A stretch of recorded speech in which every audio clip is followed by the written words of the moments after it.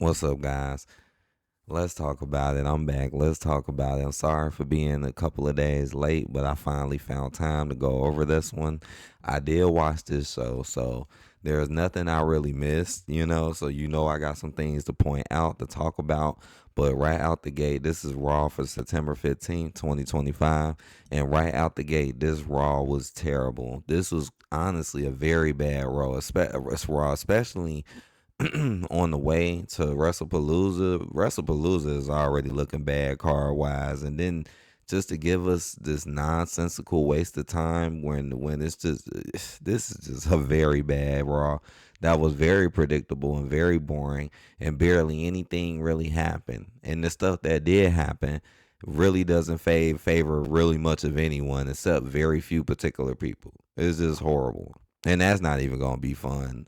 But let's get into it. John Cena prepared for Brock Lesnar. This was a waste of John Cena's time. John Cena's career on the way out the door is some of the worst booking I ever seen.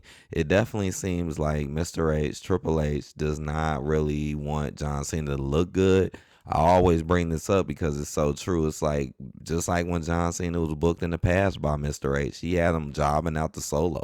You know, it seemed like The Rock was the only person who really wanted to reinvigorate his career and give us something good, but then he left. That got abandoned. So Mr. H just pretty much went back to wasting John Cena's time, making him look foolish and stupid.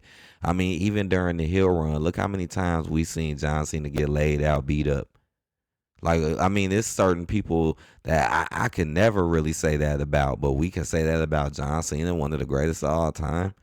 Yeah, it's something that he doesn't want him looking good on the way out the door, and that's pretty obvious. I mean, why sit there and let everybody know, the whole world know, that he's not going to be on SmackDown just to send him to Raw, just so he can do a promo on a dude that he never even stepped in the ring with yet, who he's been attacked by twice for no reason. We have no reason at all, just like he did to Cody Rhodes. Now, and then Brock shows up on the SmackDown before then. Had all this other time to show up on SmackDown, but never did, but then shows up when he's not there. To do the same thing almost to R-Truth. Another lovable, likable character. And then all of a sudden, Cena shows up on Raw and Brock is not there. So here goes Cena doing the best he can with nothing, even though it doesn't work because Brock is not there, and this feud has literally had no build at all. The only thing about this feud is just star name. It's all about the star potential when it comes to this, and that's it. And that's sad.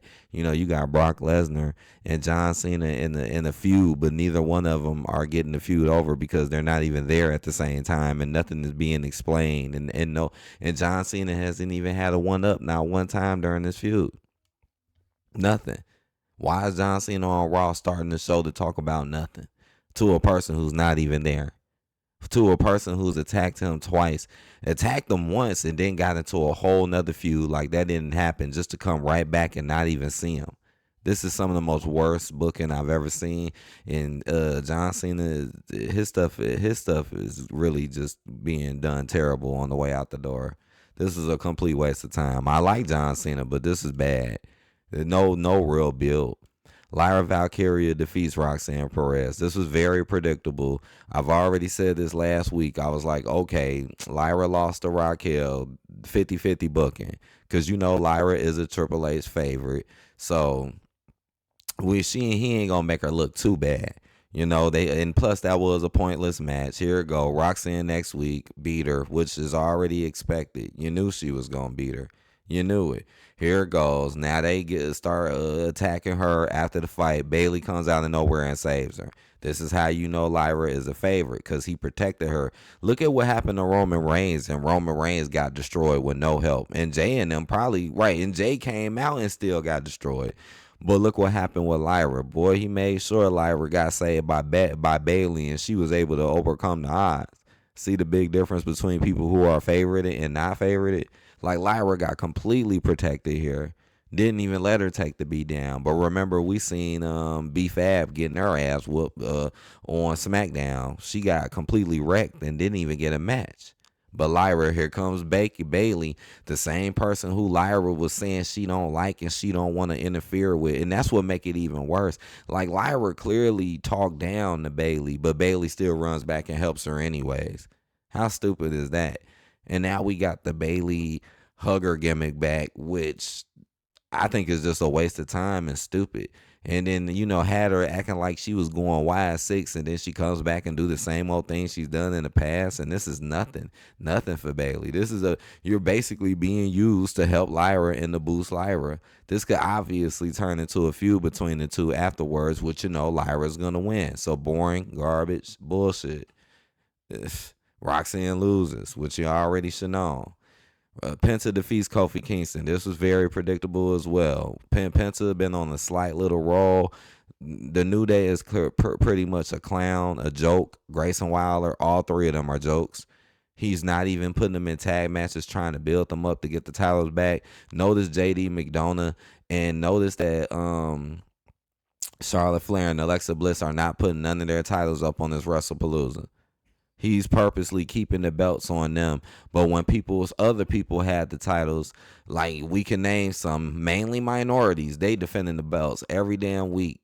Like every damn week, every other week. Charlotte Flair and them doing nothing. Charlotte Flair and Alexa Bliss are nowhere to be found. And I know this people haven't even been mentioning it because they probably forgot because they wasn't doing anything. But yes, where is Charlotte and Alexa? Just not being used at all. Not on neither one of the shows. That was a big waste of time. That their belts ain't doing nothing. And then JD and Finn ain't really doing nothing with their belts either. They're not defending them like that. They running. You see, they're not at this PLE defending them. But meanwhile, New Day, who never got their rematch for losing their title, is now constantly in singles matches and now being thrown with Grayson Wilder, being made to look like a joke. We've already seen Penta beat Kofi and Xavier like clean 1-on-1. So here go again, same old shit. And this was, I already knew it. Like, it's so obvious. Everything is so obvious when you pay attention. Like with Penta, I knew. I'm like, Penta's just gonna be Kofi. They're the joke. They're not gonna have Penta, New Day, who are clearly made to look like a joke. They're not gonna have them go over Penta because right now Penta is obviously a joke as well to Mr. H. But right now he's taking him slightly more serious than them. What kind of like, almost with Ray Phoenix too. But yeah, very boring, waste of time, same old stuff. Should be doing better with all of these guys. So CM Punk and AJ Lee confronted Seth Rollins and Becky Lynch. This was a boring, man. This is getting boring and played out. This feud should have never happened. Again, why is CM Punk and Seth Rollins not doing nothing special? Why is Seth Rollins haven't even been around the rest of the division in like over a month? It's like ever since Roman Reigns took out Paul Heyman, he's not even been around them. They just been thrown in main event. Seth has not even been there. He ain't even been around them. This is some of the most goofiest stuff I've ever seen. And nobody is explaining this. Becky's wasting her time. This is a big waste of time. It doesn't matter who wins or loses. It doesn't matter. And honestly, this was a very predictable segment as well too. Seth and them was gonna get over on them because CM Punk and them kind of been doing them the past couple weeks. The pay-per-view is coming up, so something was gonna happen where Seth and Becky get the upper hand on them. Becky hits the manhandle slam on AJ Lee. Duh. Because they're going to go over at the pay-per-view. This is very predictable, very boring, very waste of time. Like, for real, where it's going. Who's going to win. It doesn't matter who wins or loses.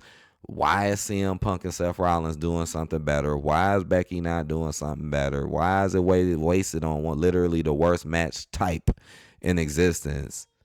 Just like this feud, it's been dumb as hell. It's been looking stupid as hell. And it's been making CM Punk and Seth Rollins look like some bitches. Like, for real, it's not really making them look like they're hardcore, like they're hard, like they're tough. It's like, look at this picture. This picture should explain it all. They're just standing behind their women. It's just dumb. It's just dumb. Hurry up and get this shit over with. Not even keeping them with the vision. What is this? This is a terrible episode. Another predictable match. El Grande Americano defeats Dragon Lee. Again, very predictable because it's like the same people get treated the same way. Like El Grande Americano has literally been getting treated and booked better than a lot of the people on the roster. He hasn't really lost. And then every time he comes into a match, he keeps getting help from other dudes. He's been winning and helping Dominic like for a while now. Like Dragon Lee, I knew it out the gate. I'm like, oh my gosh, another predictable match. Dragon Lee is not finna beat El Grande Americano, especially when you knowing he could cheat, and especially when you know the other El Grandes can help him, which is exactly what happened. He won. Whoa, whoop de doo. Can't even believe they was cheering for this imposter. You shouldn't even be cheering for this guy, man. Yeah, for real. But Stephanie Valkyrie defeats Kairi Sane. Oh man, you already know the whole EO Stephanie stuff has been horrible and done horrible. I mean, Mr. H surely has not gave a EO and Stephanie no type of proper bill or feud. Just making Asuka jump in between Rhea and them. This is stupid. Making Asuka look dumb, making EO look dumb. Here we go again where EO could clearly keep his crew, her crew, but she just doesn't need their help because of dumb shit. Just like with Dominic. Don't want to help Dominic even though he's in the group just to keep him weak, just to keep EO weak. This is so stupid. Y'all already know Stephanie was going to beat Kyrie. Very predictable. Who in the world thought Kyrie was going to beat Stephanie when you know Stephanie is finna have her match? Kyrie ain't fought nobody, beat nobody in forever. And then Asuka said, no, I'm not going to fight you. You're going to fight Kyrie. So it's just so predictable. Such a waste of time. You knew Stephanie was going to beat her. Stephanie beat her. Here it goes. Oscar runs in the ring, makes it a big deal. No, Oscar, leave. I don't want you here. Mr. H is always clowning them out, making them look like stereotypical Asian women, which is sad. Can't have a proper feud. You know people like Stephanie, but you see he don't even really want Stephanie there doing much of shit either. This shit is ridiculous. Now they're finna have shake hands. Now they're finna have their match, and it's a slight chance Stephanie could win this because she's not asking for no help. But 9 times out of 10, I think EO is still gonna win this because they already exposed the fact that Rhea still wants EO. And we already know they want to use Rhea to break EO's never lost. You know, EO never lost to Rhea. That's why they did it before Naomi left, because they already knew Naomi was going to leave.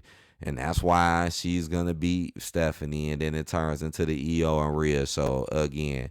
You see, Mr. H loves to put the belt back on people that's already had the belt. He did it with Cody. He did it with Gunther. And now it look like he finna do it with EO. Just put the belt back on EO. Put the belt back on Rhea. Put the belt in. Naomi holds it for like 2 seconds. And even with Tiffany, because Tiffany may be losing it soon, only because triple threat BS. But let's be honest, even if she did lose it soon, in the long run, she just gonna get it right back. This is horrible. Waste of time, boring as hell. Still making people look stupid. And Rhea still comes out and say, yeah, I'm gonna get my title back. Same old shit. And Rhea's still gonna stay in the main events and still get her title shots without not even doing anything. Braun Breaker and Bronson Reed defeat LA Knight, Jimmy Uso. This was predictable. I swear not a single match I got wrong this night. Everything is so obvious. Like, Bronson Reed and them are going to beat Jimmy and them. And it was dumb turning Jimmy against his brother. Like, that's the point of you bringing Jimmy to Raw with Jay so they can turn on each other? And just so he can be like Roman too when you know what happened to Roman? Come on, this is just bad. I mean, you might think it's a little interesting because it's like, oh, snap, they're turning, but it's being done in a terrible way. LA Knight might turn, it don't matter. It's bad. This is bad, man. They shouldn't be even doing any of this. What's the point of bringing his brother back just to do this? You knew they were going to lose. Here we go again. You knew Jay. You know it's going to be Jimmy and Jay in the pay-per-view, but you knew Jay and LA Knight were going to lose because the pay-per-view match is coming up. So here we go. They're going to lose because they're going to go over at the pay-per-view. Same old shit. Boring ass shit. These dudes are always in the main event. They just never lead the main event. They're always in the main event. Boring as hell. Same old stuff. They're finna beat you up with no Seth Rollins. Who's gonna run out? Who's gonna make the save? Jay, here comes Jay. Even though they made it a whole thing about him not being cool, he runs out anyway. So very predictable with a chair. We done seen this 1,000 times with all 3 of these dudes. Like, we have literally seen this 1,000 times with Jay Uso, Jimmy Uso, and LA Knight. I know damn well y'all remember times where LA Knight would do the same thing, run out with the chair there, they all run away. Kind of like what he used to do with the MFTs. That's what happened. He come out, saved the day. Everything was so predictable. You know, Jay Uso snuck LA Knight last week. Now here it go. It's LA Knight's turn to sneak Jay. Now magically Jay wants to be cool with you and shake hands so LA Knight can sneak you. This is dumb. This shit was stupid as hell. I felt like it was a little bit more dramatic when Jay did it last week. This time you just really, really knew it was coming. You just knew it. This was a bad Raw going into WrestlePalooza. This is horrible. And it just shows you how predictable WrestlePalooza is about to be. It is finna be extremely predictable. Man, the last PLE, I didn't get a match wrong. I did not get one match wrong in that last PLE. It looked like it might be 2 in a row. Because this is just terrible. But I say the only match, and then I'm finna end it with this. Please hit that like button, man. And I'm gonna try my best to put time in for more topic videos while I take a break from live streams to try to build things up. But man, I'm just gonna end it with this. I feel like the only match that I'm a little bit iffy about is the Cena Brock. That's the only one, and I'm still leaning very hard and heavily on John Cena. But that's the only one where it's like a slight chance of me, like, man, maybe Brock might beat him just to stretch out some BS. But all right. Again, please hit that like button, subscribe if you're new. I hope y'all enjoy this. I'll talk to y'all later, man. This was just laughingly bad. It was bad.